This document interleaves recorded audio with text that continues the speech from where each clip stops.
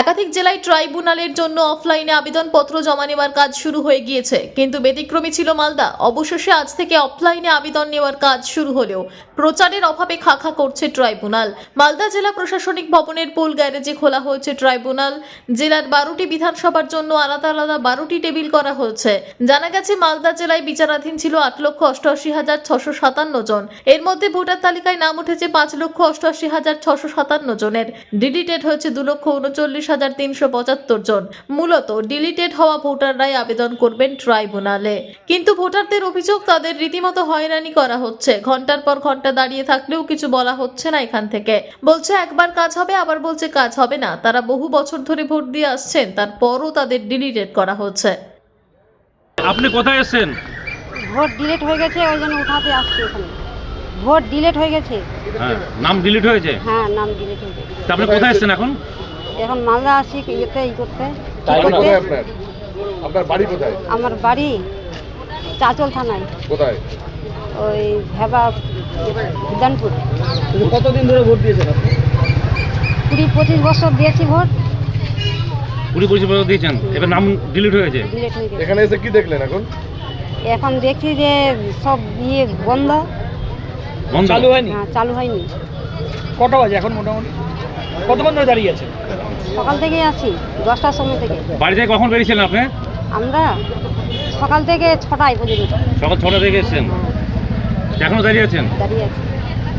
কি নাম আপনার? লতিকা থুবরার।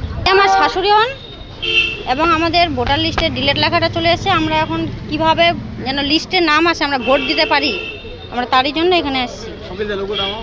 কোথা থেকে এসেছেন? আমরা আশাপুর থেকে এসেছি, চাচলে। দেখলেন এখানে এখন কাজ শুরু হয়েছে? এখানে এখনো কাজ শুরু হয়নি, আমাদের এখান থেকে ঢুকতে দিচ্ছে না। এখানে আমাদের বলছে যে এখনো কিছু ব্যবস্থা হয়নি, হবে কাল থেকে হবে। বলছে যে এখনো শুরু হয়নি, আজকেও হতে পারে আবার নাও হতে পারে, কিন্তু কালকে হবে, ওটা সঠিকভাবে বলছে না। বলছে আপনারা কাগজপত্র সব জমা দিয়েছিলেন নাকি? আমরা অনলাইন করেছি। না, এর আগে যে আপনার হিয়ারিং হয়েছিল তখন তো আপনার হ্যাঁ, সব হয়েছে ওগুলোতে সব করে নিয়ে তারপর আমরা এখানে মালদাতে এসেছি। আপনাদের কাগজপত্র ঠিক আছে? হ্যাঁ, ঠিক আছে। তবু নাম বাদ গেল। ওটা এখন আমরা কি করে বলবো কেন? এখন এসআইআর এর সময় মানে আমার যে শাশুড়ির যে বাবা ছিল তিনি তো মারা গেছেন, ভোটার লিস্টে নাম হয়নি, তো এখন ওটার সূত্র ধরে এখন কিছু করতে পারছে না। আপনার নাম? আমার নাম লিপা থোকদার। আমি ট্রাইব্যুনালে এসেছি ভোট অ্যাপ্লাই করতে, ডিলিট হয়ে গেছে নাম। এদিকে তাকান। হ্যাঁ, বুঝলেন তো, নাম কখন ডিলিট হয়েছে। এসেছেন? আমি মোটামুটি 8টা দিকে এসেছি। কি সমস্যা কি আপনার? নাম ডিলিট, ঠিক আছে। আমি অলরেডি এখানে মোটামুটি 2014 থেকে ভোট দিয়ে আসছি। 2002-এও দিয়েছিলেন? 2002-এ না, 2002-এ আমার এখানে নাম নাই, শুনলেন। আমি ভাগলপুর থেকে ট্রান্সফার করিয়ে এসেছি এখানে। ওখানে দুবার দিয়ে আমার ছেলেমেয়েরা সেখানে পড়ে, তার অসুবিধা ছিল, ট্রান্সফার করে আমি এখানে এসেছি। অলরেডি আমি 5বার ভোট দিয়েছি, 2বার লোকসভা, 2বার বিধানসভা, 2বার পঞ্চায়েত। এখানে এসে দাঁড়িয়েছেন কেন? এই যে লাইন আপনার খুলেছে? এখনো খুলেছে না, খুলিনি। দেখছেন? কি আমি দেখলেন? আমি তো দেখি কাজকর্ম চলছে, এটাই বাস। কেউ নেই? কেউ নেই, ফাঁকা শুরু হবে কিছু? ফাঁকা। তো এখন কখন শুরু হবে আমি তো নিজেই জানি না, কি বলবো আর। আপনার নাম? আমার নাম বিজয় কুমার সিং। বাড়ি হলো বিশ্বনাথ মোড়, মাধবনগর। আমাদের পাকুয়া থেকে এসেছি। আমাদের এই যে ভোট উঠছে না, ভোট উঠে ডিলেট হয়ে গেছে সব। এখানে এসে কি দুটো দেখলেন? ছেলে একটা বৌমার ডিলেট হয়ে গেছে। আমরা পূর্ব বাসিন্দা, কোন যুগ থেকে আমরা আছি, আর আমাদের ভোট হচ্ছে না। আমরা ভোট দেবার ছেলেরা আবার ভোট দিতে পারবে না, এ আবার কোন ধরনের ব্যাপার? আপনার ছেলে? হ্যাঁ, আমার ছেলের বউ। কার কার নাম নেই আপনার বাড়িতে? আমাদের বাড়িতে 3 জনের নাম নেই। 3 জনের নাম নেই। আপনারা কি মানে হয়রানির শিকার হচ্ছেন? হয়রানি শিকার হচ্ছে।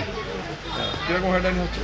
এই তো ঘুরছি, আবার চলে যাচ্ছি, ঘুরছি চলে যাচ্ছি, কি বললে এইভাবে এখানে হচ্ছে না। এখানে আজকে কি বললো?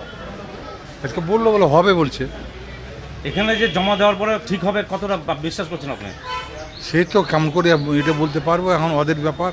ওরা এখন আমাদেরকে কাজটা করে দিবে কি দিবে না, কি হবে কি হবে না, এটা কেমন করে কোনো গ্যারেন্টি আছে? ওদিকে তো 2-3বার দিয়েছি, তাও তো কোনো গ্যারেন্টি পেলাম না। এখানে যদি ওরকম যদি আবার বলে করে দিয়ে যদি বলে যদি না কোনো গ্যারেন্টি নাই, তাহলে তো আমাদের আরও সমস্যা বেড়ে গেল। আপনি কি ভাবছেন, ভোটে কি ভোট দিতে পারবেন এবার? আপনার ছেলেরা ভোট দিতে পারবে? ভাবছি তো তাই মনে হচ্ছে ওদের ভোট বোধহয় দেওয়া দিতে পারবে না ওরা। কোথা থেকে এসেছেন আপনি? পাকুয়া থেকে। নাম আপনার? আমার নাম ধন মোহাম্মদ সরকার।